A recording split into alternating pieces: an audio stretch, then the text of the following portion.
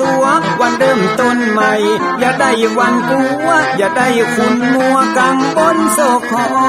น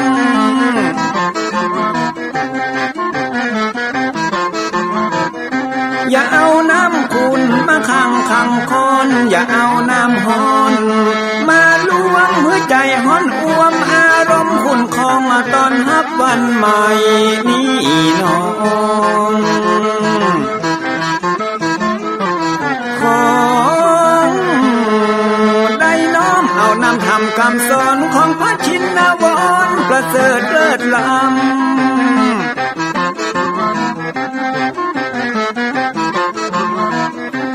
จุงจิตใจเพื่อออกจากธรรมบ่ฮือด่างดำโศกเศร้ามัวมองแสงแห่งธรรมะนั้นเป็นแสงทองส่องใจเรียวร้องถึงวันค่ำเจ้า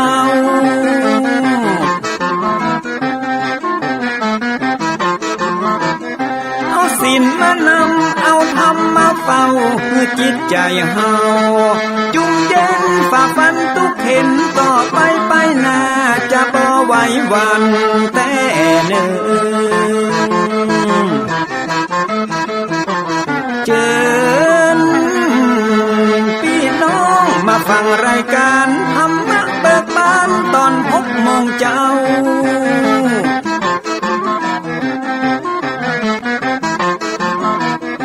ฟังธรรมปืนเมืองอันเป็นแบบเบาท่านพระครูวิสิทธิ์ศีลาภรณ์ตั้งใจเจ้าคณะตำบลป่าแดดนอนในเจ้าอาวาสวัดวังสิ่งคำตนนี้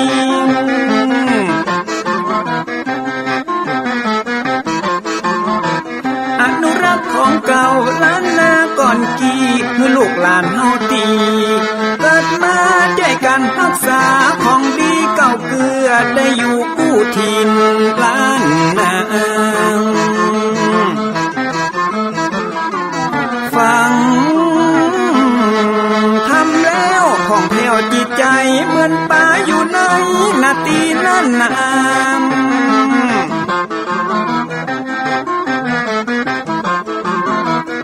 เหมือนไม้สลีอันมีไม้กำเหมือนเสืออยู่ธรรมดงดอยคุณเขาสุขของมนุษย์ยิ่งใจหมู่เฮาสุขที่ได้เอาธรรมะห่มตุม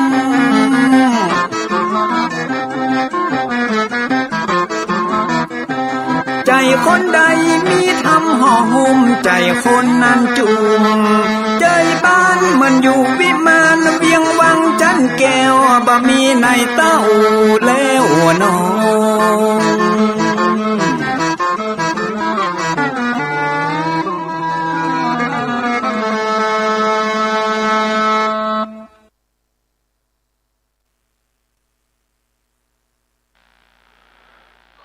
ยกมือ10 นิ้ว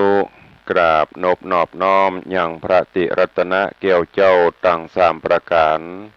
อันมีพระพุทธเจ้าพระสัทธรรมเจ้าพระสังฆเจ้าอันเป็นสรณะที่เปิ่งที่เคารพนับถืออันสูงสุดในชีวิตกราบคารวะแตบไตรไวสาปุญญาปารมีธรรมที่ปรึกษาเจ้าคณะภาค7พระเดชพระคุณหลวงพ่อท่านเจ้าคุณพระเทพโกศลที่ปรึกษาเจ้าคณะภาค7เจ้าอาวาสวัดศรีโสดาพระอารามหลวงพระเดชพระคุณหลวงพ่อท่านเจ้าคุณพระธรรมเสนาบดีรองเจ้าคณะภาค7เจ้าอาวาสวัดพระบรมธาตุเจ้าดอยสุเทพพระเดชพระคุณหลวงพ่อท่านเจ้าคุณเจ้าคณะจังหวัดเชียงใหม่พระเดชพระคุณหลวงพ่อท่านเจ้าคุณพระราชสิงหวรมุนีรองเจ้าคณะจังหวัดเชียงใหม่เจ้าอาวาสวัดพระสิงห์วรมหาวิหารจังหวัดเชียงใหม่ตลอดจนพระมหาเถรานุเถระเจ้าคณะพระสังฆาธิการภิกขุสงฆ์สามเณรจุตนจุองค์ด้วยความเคารพเจริญสุขเจริญปอนพอออกไม่ออกสถานบุญสันนิบาตตานเข้าจุหนุ่มเท่าใจยิงวันนี้ก็ขอน้อมต้อนรับทุกท่านเข้าสู่รายการมรดกธรรมกำเมืองทางสถานีวิทยุกระจายเสียงพระพุทธศาสนาแห่งชาติและสังคมคลื่นเพื่อการศึกษาพระพุทธศาสนาและวัฒนธรรม ออกอากาศที่สถานีวิทยุวัดฝ่ายหินตำบลสุเทพอำเภอเมืองจังหวัดเชียงใหม่ในระบบคลื่นความถี่ FM 104.50 เมกะเฮิรตซ์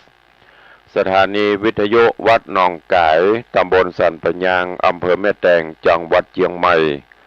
ออกอากาศในระบบคลื่นความถี่ FM 99.75 เมกะเฮิรตซ์สถานีวิทยุ CM77 วิทยุอินเทอร์เน็ตล้านนาออกอากาศในระบบคลื่นความถี่ FM 97.5 เมกะเฮิรตซ์สถานีวิทยุพระพุทธศาสนาจังหวัดเชียงรายออกอากาศในระบบคลื่นความถี่ FM 99.50 เมกะเฮิรตซ์พร้อมนี้ก็มีวิทยุชุมชนเสียงตามสายห่อกระจายข่าวตลอดจนพี่น้องญาติโยมสาธุชนที่รับฟังสัญญาณอยู่ต่างอินเทอร์เน็ตรายการนี้ดำเนินโดยอาตมาภาพพระครูวิสิตศรีลาภรณ์เจ้าคณะตำบลป่าแดดเจ้าอาวาสวัดวังสิงห์คำตำบลป่าแดดอำเภอเมืองจังหวัดเชียงใหม่เป็นผู้ดำเนินรายการก็ได้น้อมนำสารธรรมคำสอนแบบพื้นบ้านล้านนาในรายการมรดกธรรมกำเมืองมาพบมาปะญาติโยมสาธุชนเป็นประจำกุวันก็เจริญปอนญาติโยมทั้งหลายตั้งอกตั้งใจสดับรับฟังต่อไปณโอกาสบัดนี้นะโมตัสสะภะคะวะโตอะระหะโตสัมมาสัมพุทธัสสะโสเอกราชาเตตะเตวะสุปินนังทิสวาปะโพชิตวาติสาทะโว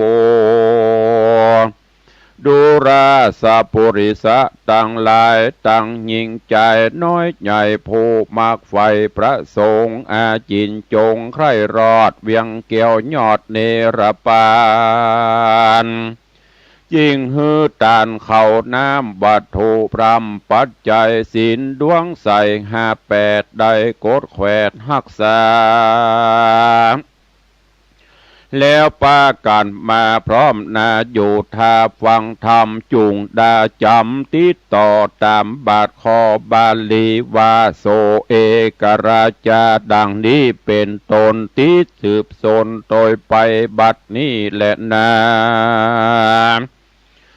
โสเอกราชาส่วนปัญญาเอกราชเจ้าภาศาสตร์บุพาวดีการรายตีเสียงขอดก็สุดยอดความฝันเจ้าหอจันสะดุ้งตื่นปินปิกฟื้นอินทรีย์สติมีอยู่ไกลจำชื่อใดจุอันดังได้หันตอนนาบอดลับกว่าหายโหนลับตัดตนสั้นพอก็หันแต่นางนอเตวะธิดา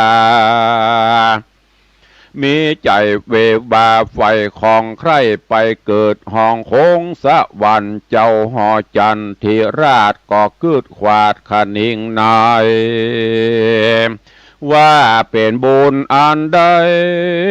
นั้นเล่าจักเป็นเก้ากองบุญอันจักหนุนส่งตุ้มจากห้องลุ่มเมืองโคนฮือไปเกิดบนฝากฝ่าคงแหล่งลาตาวติงสามีเทวธิดาลายแหล่วังเวทแห่เป็นปริวารเจ้าผู้บานยศใหญ่ข้านิ่งไข่ไปมาพิจารณาสันส่องพับไข่ห้องเวียงใจว่าบ่มีภัยแต่เล่าจากเต้าปโรหิตเท่ากันดหาละพรามเฮากวนถามท่วนทีเฮือมันจี้ตามทำกันมันไขกำกล่าวโอฮือเฮาได้หูสันใดก็จักเร็วไวแต่งสร้างตามที่มันอ้างไขปันและนา ฮือได้ปั่นไปเกิดในจันฟ้าเลิศดังใจเจ้าจอมไตเอกราชก็ลุกจากอาจจองนอนใจมันยังอาวรณ์พัดแผ่กึดถึงแต่ความฝันก็มีหันแหละนาการดะหาละพรามมาหอดเต้าเจ้ายอดเอกราจาก็เสด็จลีลาญายบาดไปนั่งเหนืออาจยังคานคือปันล้างการเต้นเกวอันเลิศแล้วเรื่องไรอันเศษนานในแต่งใบในห้องใหญ่โรงกันยามนั้นพรามอาธรรมบาปเศร้าคือปโรหิตเท่ากันดาหาละพรามหันโคนไหลลามมวนหมู่มาพร้อมอยู่รอราคือเสนาอำมาตย์พรามมณจาตอาจารย์พระมนาจารย์เข้ามาสู่อย่างที่อยู่โยทางหานยศใหญ่คูนแกวนใจต่างตาต่างก็มาย่อมือสาขาบไว้ยังเต้าไทยภาพบุรีแล้วหับว่าจีจุผู้เต้านางดักอยู่ดาฟังก็มิหันแหละนาตีนากันดาหาละพรามปู่เท่าหันนาเต้าหันนาเต้าเจ้าห่อใจบ่บานสายจื่นจ้อยดังตุกจ่องหอยโถมทองวันนะมองดูหลากพอแล้วหากสังกาบมันก็ย่อมือสาขาบไว้ถามเต้าไทยภาปุลีว่าข้าแด่พระภูมิเจียงเจ้าตนเป็นเก้าเวียงใจตนพระภูวะในยอดซอยยังอยู่จื่นจ้อยจมบานสุขสำราญบ่ผ่อนเหมือนเมื่อก่อนเดิมมาหรือมีโรคาพญาตมาตองปาดอินทรีพระภูมิเป็นเจ้ามองมนเศร้าสั่งจาขอคุณนากล่าวอูฮือข้าผู้หูตามมีแด่เตอะเมื่อนั้นเจ้าปุรีเอกราชจิงไขวาดถอยกำงามวาดดูรากันดะหาละพรามเฮยผู้เท่าอันเป็นเก้าปโรหิตาคืนแล้วมานี่ใส่เฮาหากใดนิมิตฝันบอกเกยหันแต่โสดจักบังเกิดโตดหานีหรือเป็นนิมิตดีพาเสดฮือบังเกิดมงคลใจเฮาเวบนไหววันใครหูแน่มันหันใส่ต้านจุงไข่กล่าวแก่หือแจ้งแน่ตามมีเจ้าปุรียศใหญ่กล่าวเสียงไข่สุดกรรมก็หือพรามเอาอาธรรมหาวหาดนั้นนาคืนนั่งเหนืออ่านสนาแล้วไข่ขี้ยากล่าวอูฮือมันได้หูจุประการก็มีหันแหละนาตามาทางปะกาเซนโตโอศรัทธาอาหาศรัทธาอันว่าพระสัพพัญญูยอดซอยหันบาทถอยบาลีบทหลังมีไปแจงพระจริงแสงเตสนาวาโสเอกลาจาพระมาดังปุจิตวาดังนี้เป็นตนภิกขเวดุราภิกขุต่างหลายอันเป็นสายอริยญาติอันว่าเต้าทิราชเอกราชา ยินสั่งการนักแก่ใครหูแน่ความฝันจริงใครปั่นกล่าวโอเฮอพรามหูตำมีแล้วก็มาไขวาตีถามต่อเป็นบาทคอปริศนาว่าดูราปานโรหินตาเหอ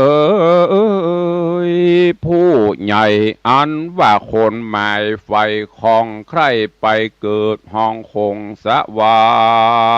รค์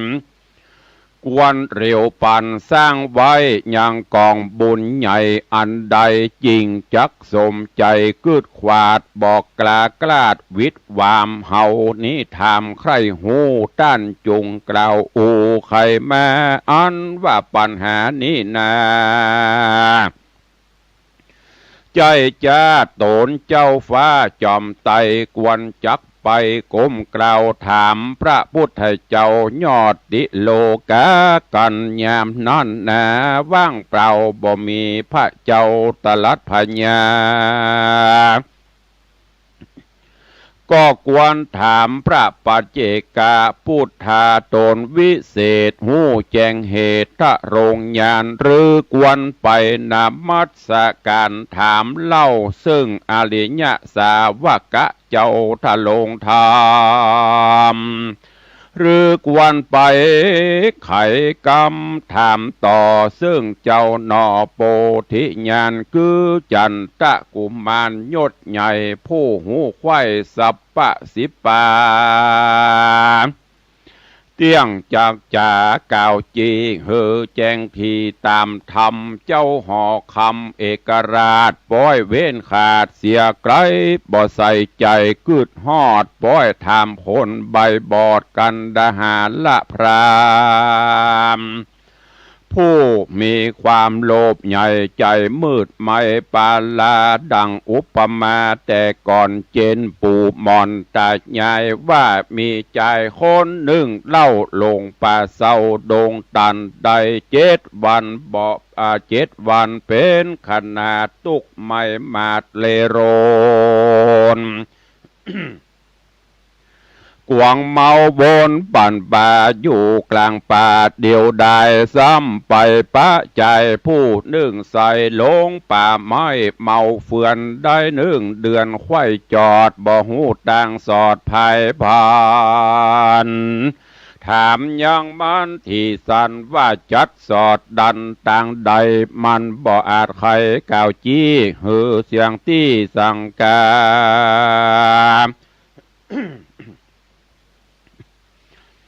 อุปมาณีเล่าผาเพียบเต้าเจ้าผู้บานมีใจปานไฟของใครไปเกิดห้องคงสวรรค์ป้อยไปไข่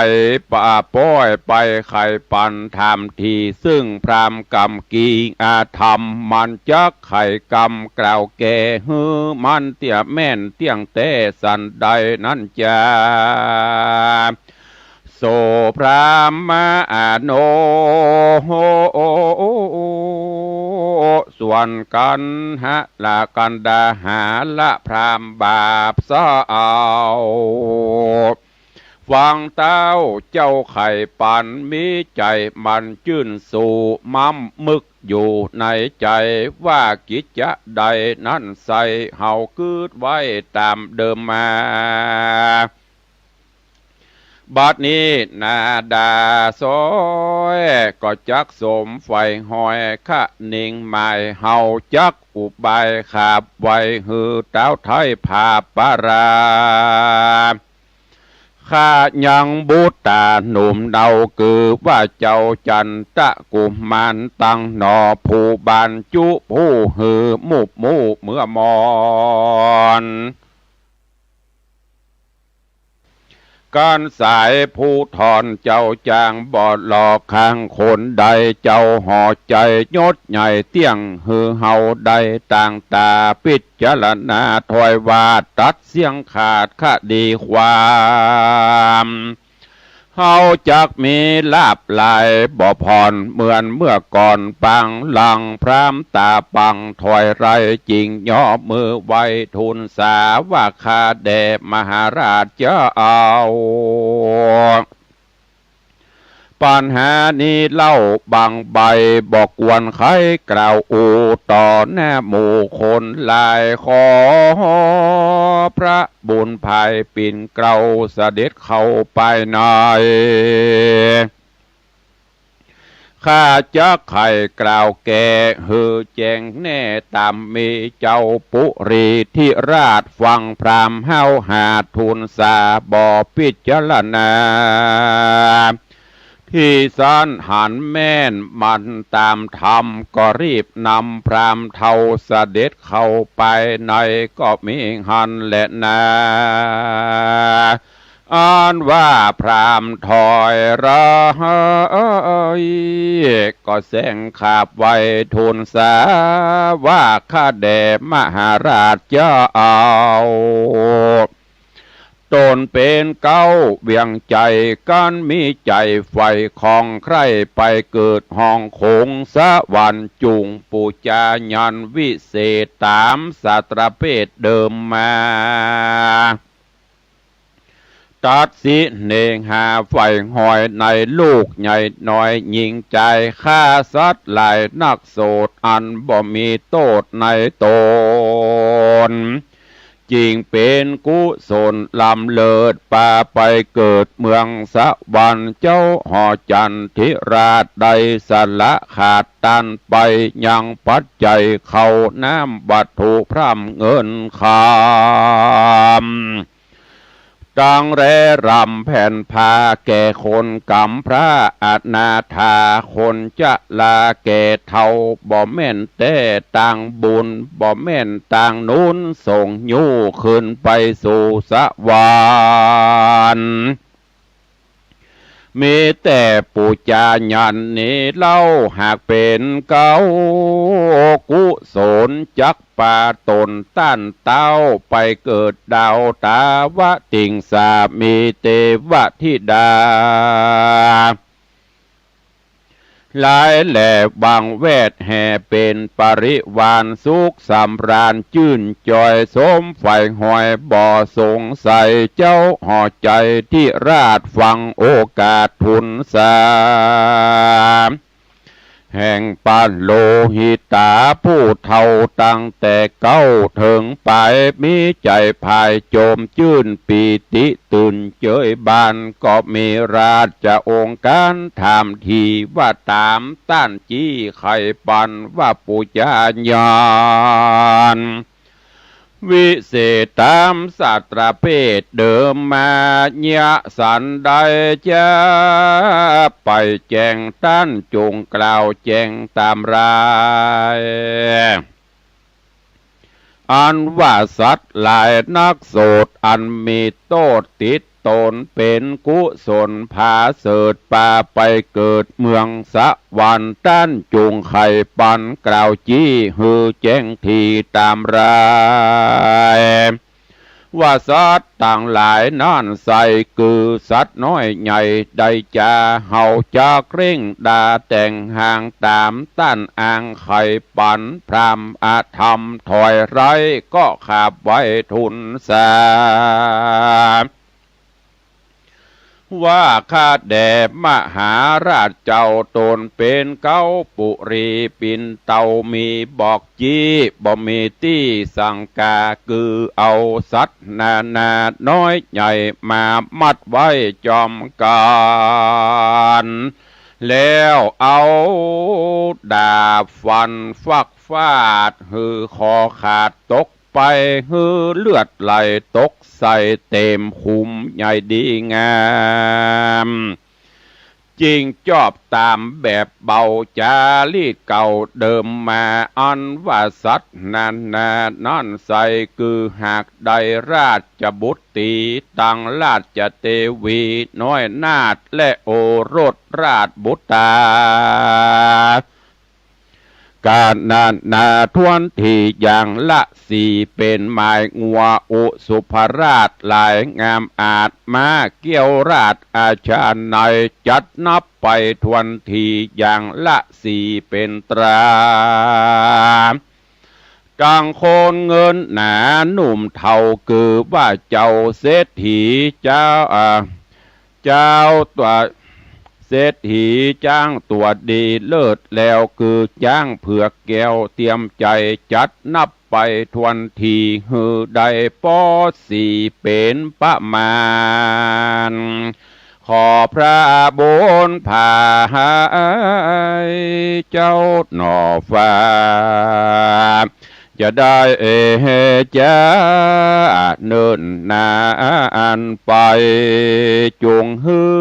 คนไหนพวกน้อยอันใจถอยปลายับสัตว์นาดน้อยใหญ่ดังข้าใดไข่ปันมาเรียวปันตันบาทอย่าฮือขาดอันใด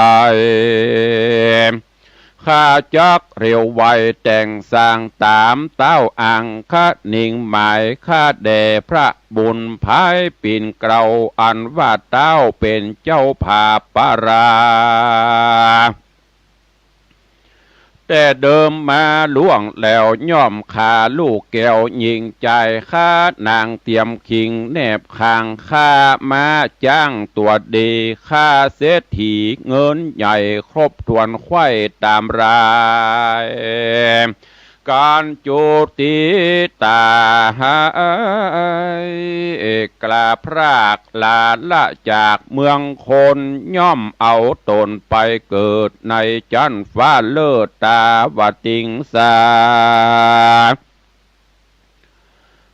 การปะโรหิตาผู้ใบนบขับไวสุดกรรมเจ้าหอกคำเอกราชก็ฮับโอกาสกรรมพรามว่าเฮาจักกะตามตามต้านกล่าวโดยด่วนเฮาเร็วปานคือปู่จายันวิเศษตามสารตรามเปตโบราณย้อนใจปานไฟของใครไปเกิดห้องเมืองโบนบ่อถอยโหนดีกเวนลบจากเส้นปฏิญญาและนาสัพเพกัญญาโดส่วนนางกัญญาหลายน้อยใหญ่อันอยู่ไกลไปนายฟังกำไข่ต่อถอยแห่งปโรหิตถอยปาลากับพญาปินเกลาตั้งแต่เก้าสุดไปนางตั้งหลายสะดุงสติฟุ้งเววาย้อนสีเนกหาหักขอดยังเจ้าหน่อยยอดจันตะกุมมานนางนงครานตะนาจังนางนงครานหน่อยนาดวันนาอาจสมสรีราชจะเทวีนอดเนาตั้งลูกเต่ายิ่งใจจักได้ตายความนาโดยดาบกระคมบางอันเจ้าห่อควางปอเต้าจักได้นาวขอฟันนางกำนันลายแหล่ตั้งเจ้าแม่เฮือนนาหลวงนางป้านปวงมวลหมู่ก้าอันอยู่ไปในต่างเมใจไววันบ่อตั้งมันเรโรนตีอกตนร้องไห้ดังก้องไข่หอคำก็มีหันแหละนาตามาทางปากาเซนโตโอสัทธาอาหาสัทธาอันว่าสัพปัญญูยอดซอยหันบาทถอยบาลีบทหลังมีไปแจ้งพระจริงแสงเตสนาว่าอันโตนิเวสนังสัพเพจะนาดังนี้เป็นตนภิกขเวดุราภิกขุทรงตนทะรงสินใสสะอาดสืบเชื้อชาติอริยสาวกา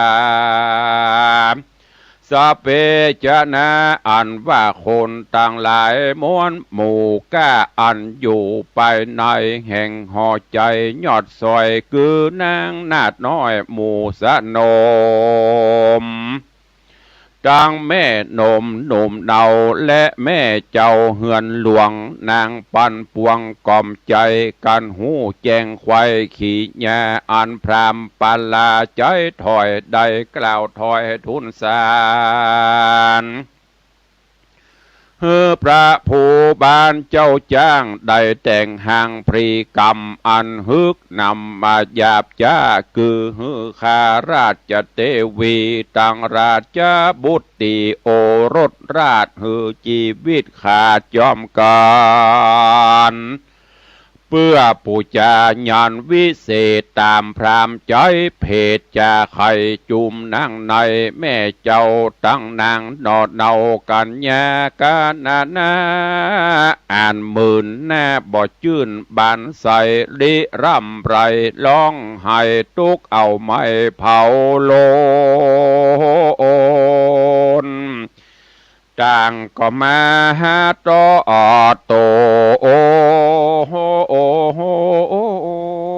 ลมตาโอตีนันนามาดินดาดาวจอมกันจะเตรียมตันเพียบว่าไอดังลมใหญ่หัวปีมาปัดตีถูกต้องยังเถื่อนทองดงรังเป้ปังหลังโลหักก้นอยู่จอมกันนั่นแหละนะอ่านว่าปโรหิตยศใหญ่คือปู่บาปใบกันดาหาละพรามซ้ำไว้ถามแถมเล่าว่าข้าแด่เต้าเจ้าองค์คามอันว่าพรีกรรมวิเศษตามศาสตราเพศโบราณพระผู้บานยศใหญ่จากงดไว้ดุมได้หรือย่างหมายแต่งสร้างตามข้าอังทุนสาเมื่อนั่นนาพญาเอกราชเจ้าภาษาทใส่สีฟังว่าตีถามทีแห่งเท่ากำกีใจหานก็มีราชองค์การตอบเล่าว่าดูราด้านเจ้าปโรหิตาผู้เท่าเตรียมตาเฮาจักฮืดดาแต่งหาอ่างตามต้านอ่างไข่ปันโดยเรียวปันด่วนสันบอตัดบันดุมตุมได้เหตุเฮานี้หมายไฟคองไข่ไปไข่ไปเกิดห้องตาวะดิ่งสากำผาทนานอนใส่ขอเฮาได้ดังขะนิ่งส่วนลูกใจยิงนอนเนื้อสายจัดเชื่อวงศาจังราชญาณนาไทยเฮาตัดขาดใดดีหลีกันเจ้าปุรีที่ราชกล่าวเสียงขาดสุดกำพรามอธรรมกำกีมีใจกรีจมบานก็ย่อมือสานก้มเกลากล่าวกำเล่าลมใจว่าข้าแด่พระจอมไตรยศเย้าผู้ภาพดาวปาลาการปูจานี่เล่ามีกุลมากเต่าเหลือใจบ่มีภัยเนี่ยใดตั้งแต่ไทยเดิมอ่อนปานดังพระผู้ทอนเจ้าจ้างจากหือแต่งสร้างเร็วไวจริงบ่มีภัยเพียบได้พาแผ่นไตปัททวีขอพระมุนียอดซอยรีบหือพวกน้อยคนใน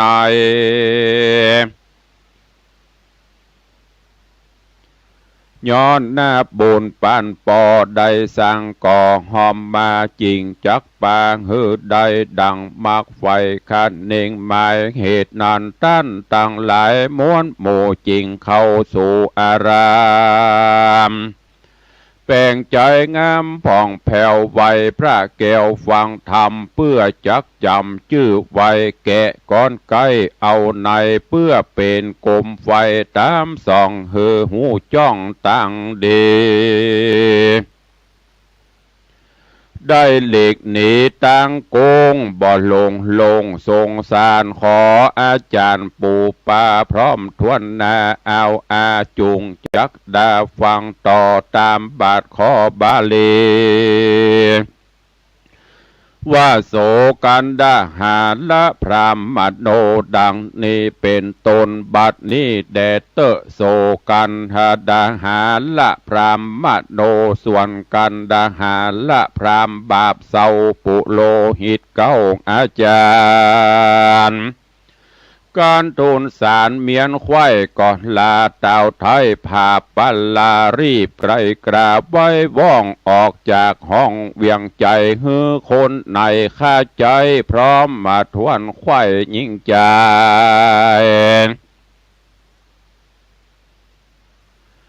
รีบโขงขวายด้าแต่งตามปิ้มแปงเดิมมาตามมันทะลิจาก่าวอ้างย้อนใครมั่งแต่งฟันย่างนอคุณทันตนองอาจเธอชีวิตขาดมรณาคือฮือดาแต่งใบอย่างคุ้มใหญ่บัดเดียวล้อมหัวเรียวมันแก่นตัดตี้แน่นเลือดลายแล้วก็มาโกดหมายวางขาดบ่ฮือไพราชประจาและคนนาต่างเตศไปอยู่ไกลเขตแดนมันกันจุอันจุสิ่งเมียนทวนยิ่งจุประการพรามสามมานห้าวหาดก็ไปอภิวาทุนสาฮือผาญายศใหญ่หูแจงไข่ตามมีก็มีหันและนาโสลาจาส่วนพัญญาโยดยาวผู้ภาพดาวบุพภาวัดดีฟังวัดดีบอกเล่าแห่งพรามเท่าใจหานก็มีราชองค์การโป้งขาดบอกพวกหาวหาใจไฟวัดดูราเสนาในเฮ้ยผู้กล้า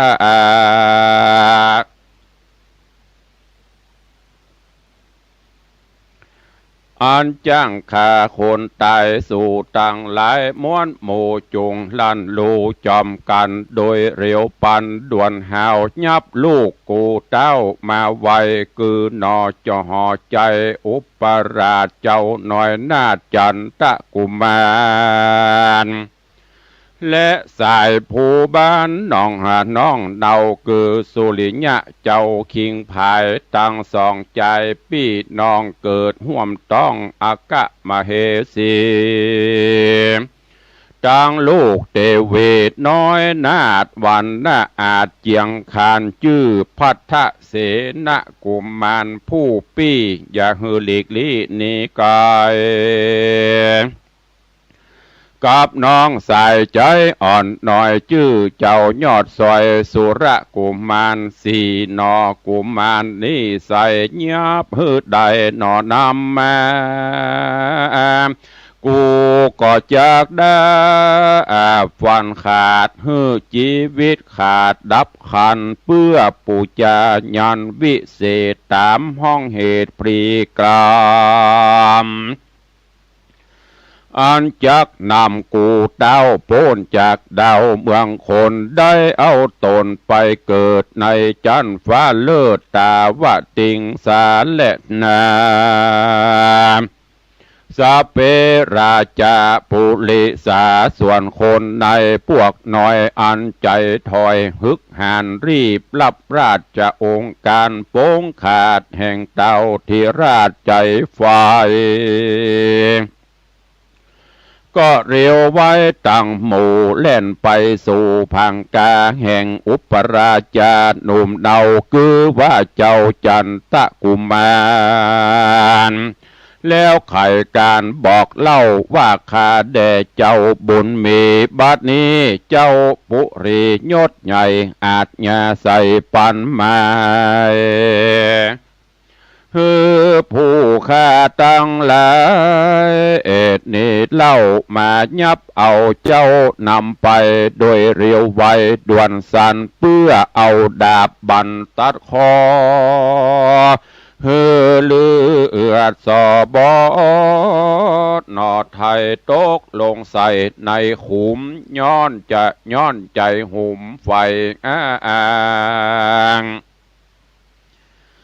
จากแต่งสั่งพรีกรรมอันเป็นบุญนำล้ำเลิศป่าไปเกิดเมืองสวรรค์ขอเจ้าจอมขวัญอย่าจ้าไปจอมตูคาบัดเดียวแดเตอะเมื่อนั้นอุปราชาหนุ่มเนาหนอพระเจ้าถ้าลงยานคือจันตากุมารตนองค์อาจฟังถ้อยวาดกรรมจาแห่งราชาปุริสาแห่งราชาปุริสาพวกน้อยจริงกล่าวถ้อยจะถาม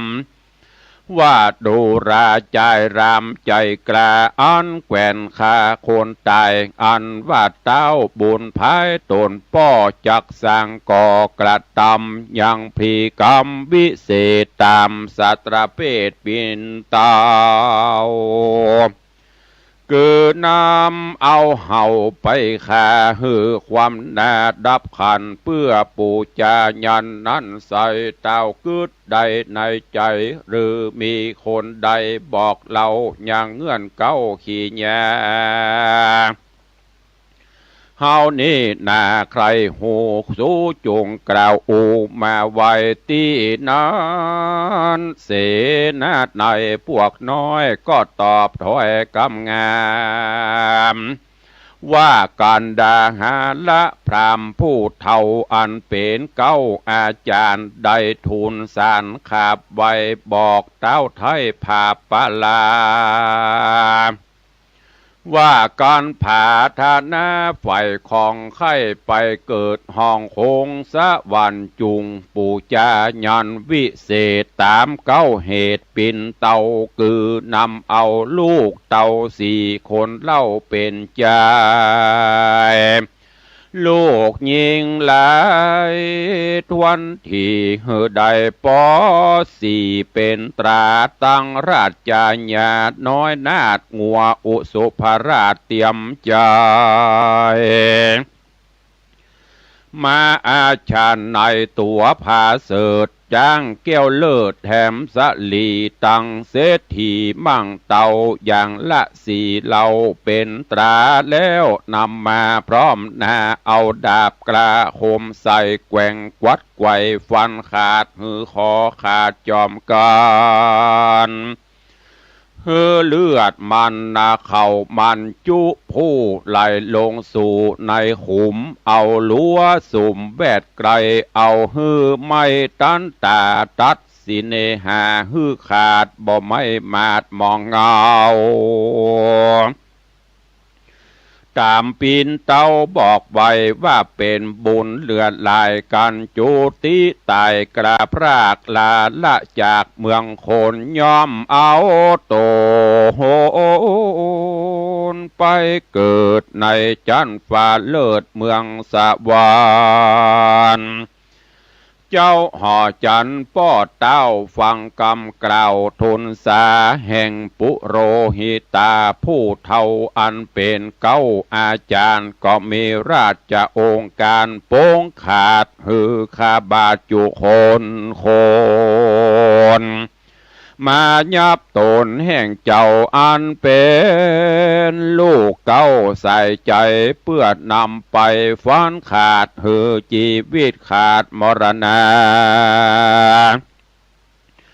ตามกำทุนสากล่าวจี้แห่งพรามกำกีผมข่าวนั้นและนาเมื่อนั้นจันตะกุมารหนุ่มน้าเอานอพระเจ้าถ้าโรงธรรมได้ยินกรรมที่ถอยแห่งพวกน้อยคนใดจริงจะใครถามเล่าว่าเต้าเจ้าป้อผาปารา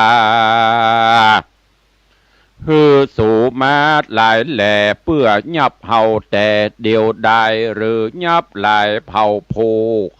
เผาผู้เฮาไข้หูตามเม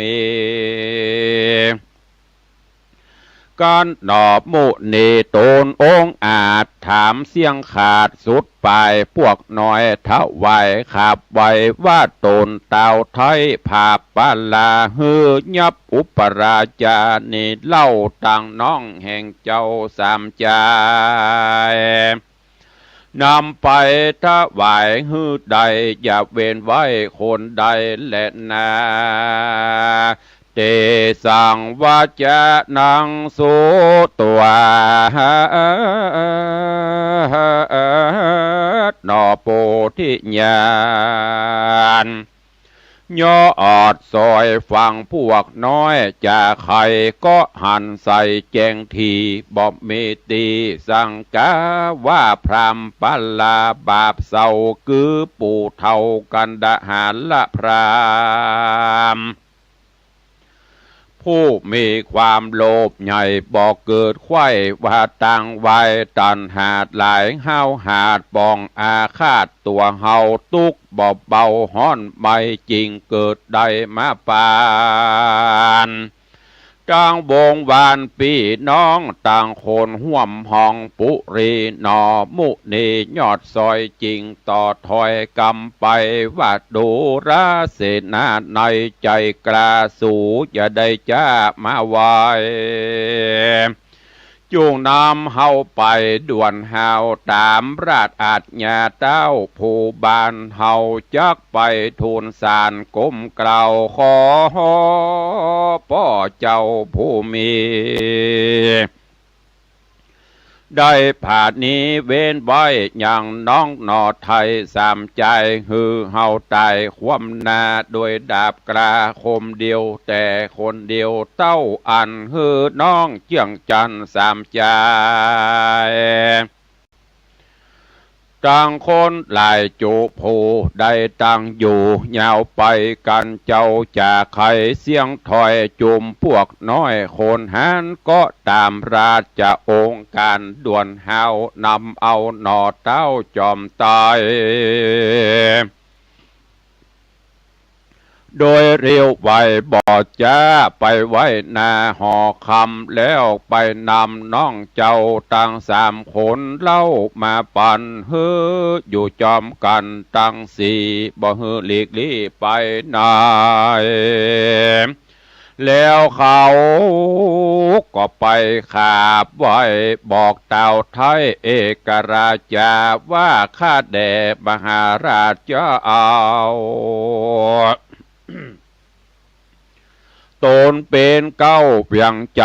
ตามดังพระภูวันในยศใหญ่อาจญาใส่จำหมายฮือผู้ขาหลายม้วนหมู่ไปยับเจ้ากลิ่นกูอุปราชาจังสามราชจำบูตาพูดน้องมาไว้กลางห้องลานหลวงอันคนปันปวงน้อยใหญ่จ้างเตียวไตมากหลายบัดนี้ผู้ค้าใหญ่น้อยได้ตัวตามถอยราชองค์การแห่งพระผู้บานยศใหญ่เมียนเสียงไข้ตามกำแล่นนาตังสุตวาลาจาส่วนพญาเอกราชฟังโอกาสจะใครแห่งคนในพวกน้อยใจจื่นจ้อยจมบานสามีราชองค์การแถมเล่าว่าจุมสู่เจ้าตั้งหลายจุงพันภายด่วนหาวเข้าสู่ดาวพังกายับเอาทิดาอ่อนน้อยคือนางยอดซอยอุปเสนานางโกลิลางามอาจนางมุทิกาหน่อยนาดสมศรีผู้งามดีใจจะตั้งนางนอดลานันตายับเอามาตั้งสี่อย่างฮือดันลีนี่ไก่จุมคนในใจกล้าฟังเจ้าฟ้าไข่ปาน ก็ปาการรีบหาวตามอาจญาหาเต้าบาดเดียวก็มีหันแหละนา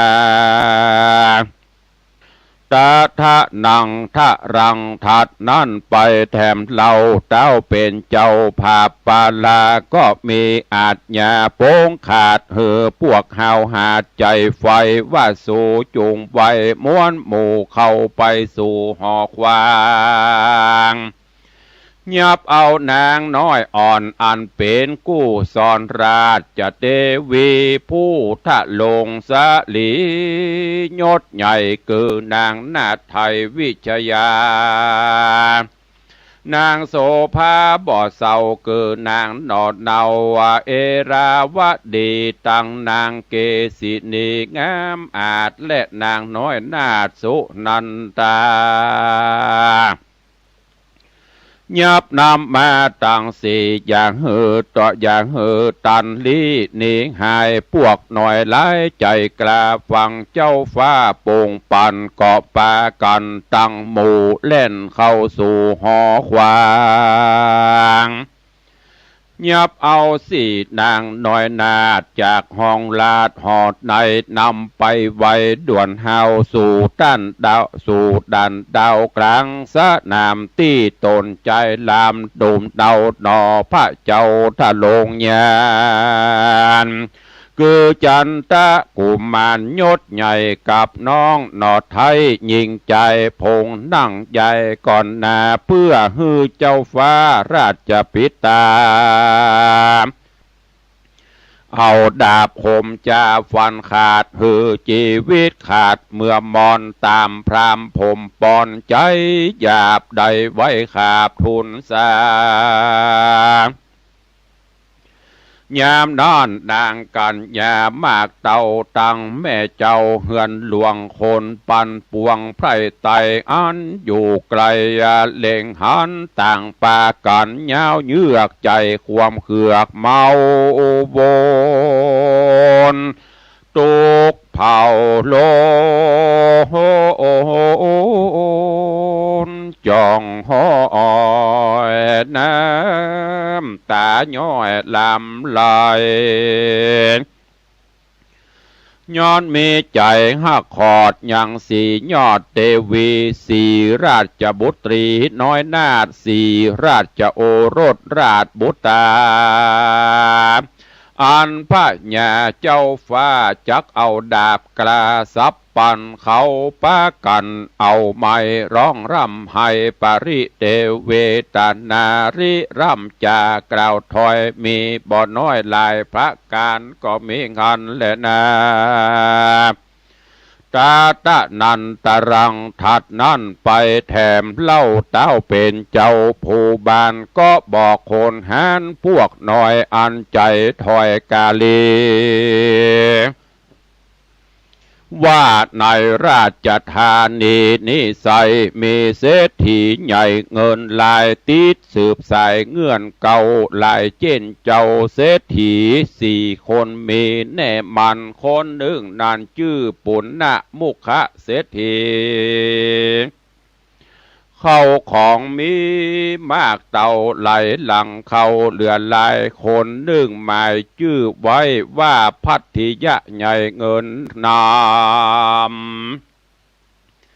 เหตุมีเงินคำบอบผ่อนหูควายบอนเวียงใจคนลัดทัดไปแถมเราชื่อว่าสิงคาละเจ้าเศรษฐีเขาของมีนักโสดหลายตื้อโกดกันนามีวงศาพี่น้องอยู่ไข่ห้องเวียงใจคนทัดไปนั่นใส่บานเศรษฐีใหญ่มานะเป็นเศรษฐีเป็นเศรษฐีใหญ่มานานมีนามขานแต่เก่าว่าพัทธะเจ้าเศรษฐีเข้าของมีหลายแหล่พี่น้องแพร่หลวงลาย สู่จุงพันภายด่วนหาวไปสู่ดาวเฮือนมันก็กุมพันหือใดยังเศรษฐีใหญ่เงินหนาแล้วนำมาตั้งสี่อย่าหือตันหลีกลี่นี่ไกล จุมคนในใจกล้าฟังเจ้าฟ้าโป่งปันก็ปากันด่วนห้า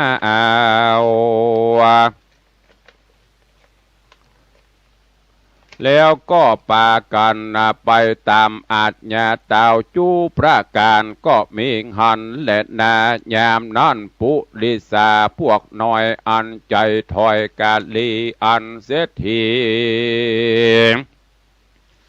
จังสี่ออกจากที่แดนตนรีบเรรนไวว่องไปสู่ต้องสะนามยามนานคนหลายลามหนุ่มเทาอันเป็นเชื้อเผ่าเศรษฐีดังเจ้าปุรีไพรไตอันอยู่ไกลเลงหันก็ปากันยาวเยือกใจความเขือกเรรนโกละหนเกลือก็อองเกิดควายห้องเวียงใจพองน้ำตาไหลอาบแก้มตุกอีบแอมทมทองพ่องแน่มองบนเสาตุกไม่เอาหน้านำพ่องก็มาไข่กำร่ำถอยมีบ่อน้อยหลายพระการก็มีหันและนาว่าเจ้าผู้บานยศใหญ่บ่ตวยไต